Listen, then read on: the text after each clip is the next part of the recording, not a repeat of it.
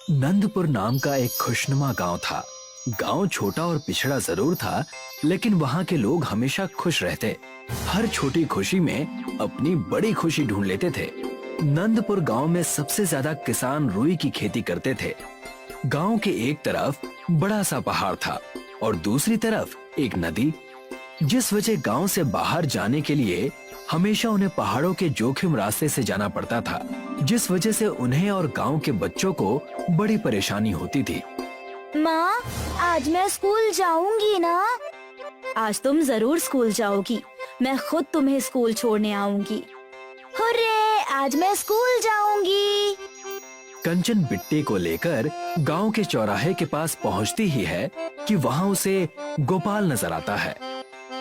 अरे, बिट्टी को लेकर उस तरफ कहाँ जा रही हो? बिट्टी को लेकर मैं स्कूल जा रही हूँ, पहाड़ के रास्ते से। लगता है तुम्हें पता नहीं, पहाड़ वाले रास्ते को सरपंच साहब ने बंद कर दिया, क्योंकि पहाड़ के बड़े बड़े पत्थर ऊपर से नीचे गिर रहे हैं।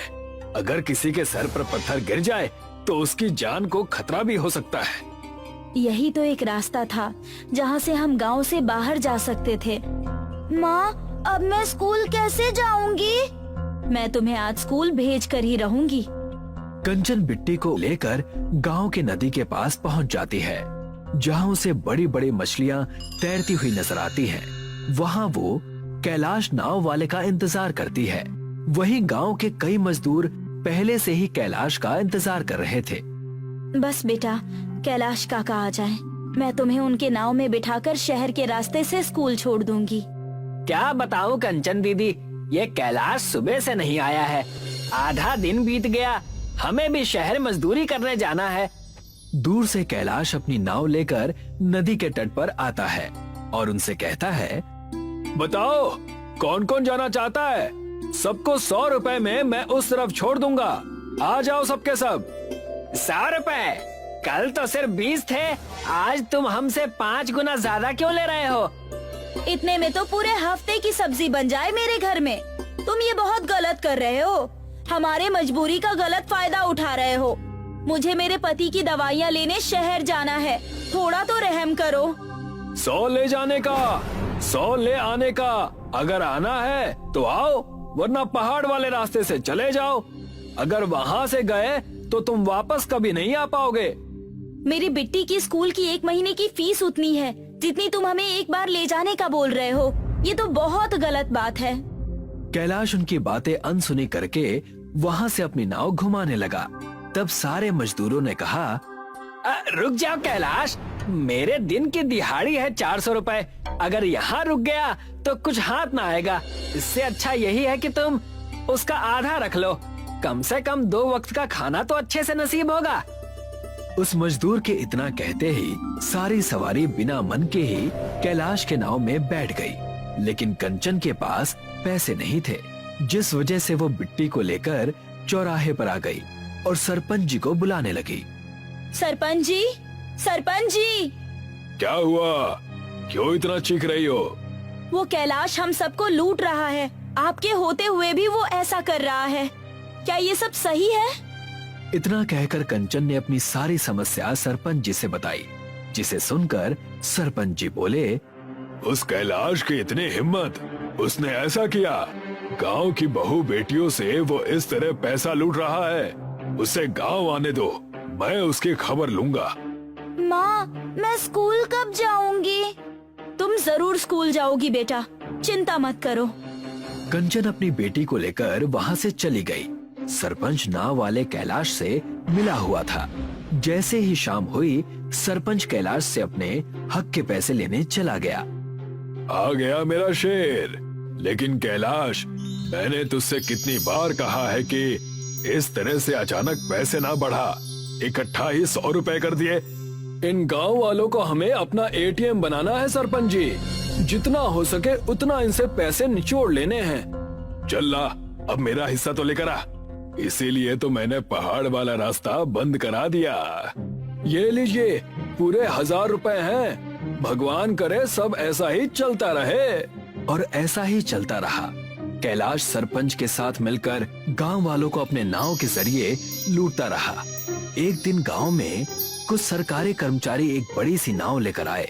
उस बड़ी सी नाव को नदी के किनारे देखते ही सारे गांव वाले वहां जमा हो गए। लगता है कैलाश ने बड़ी सी नाव ले ली।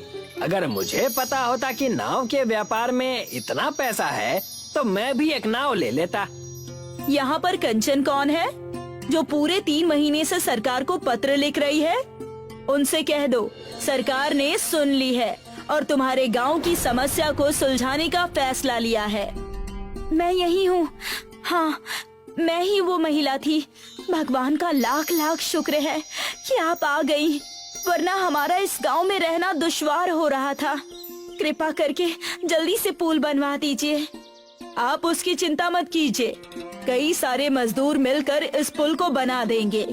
आपके गांव से भी कुछ मुस्टंडे चाहिए होंगे हमें इस पुल को बनवाने के लिए। मैं हूँ ना, मैं और मेरे दोस्त आपकी पूरी सहायता करेंगे। सरपंच और कैलाश दोनों इस पुल के बनने के खिलाफ थे और तो और कंचन से भी नफरत करने लगे। अब क्या करे सरपंच जी, हमारी तो रोजी रोटी चली गई।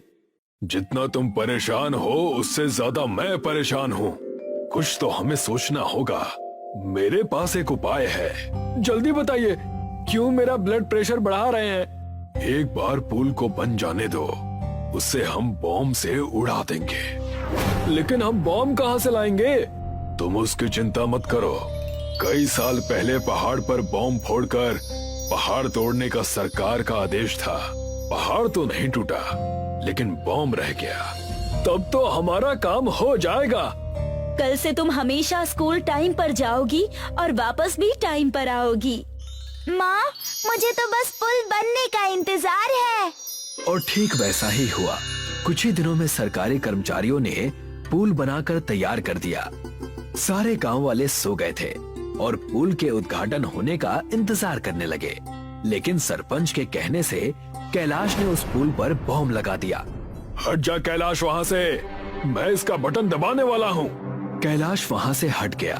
तब सरपंच ने जोर से उस बॉम्ब के दूसरे हिस्से को दबा दिया, लेकिन बॉम्ब का बारूद पुराना और कमजोर होने की वजह से पुल आधा ही टूटा।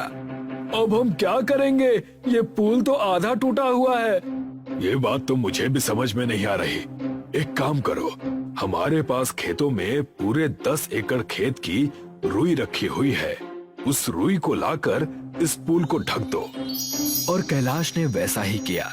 उस टूटे फूटे पुल को बहुत सारी रुई से ढक दिया, जिससे वो पुल टूटा हुआ नजर ही नहीं आ रहा था। पुल को ढककर दोनों सुबह उस पुल के उद्घाटन समारोह में भी चले गए, ताकि किसी को शक न हो।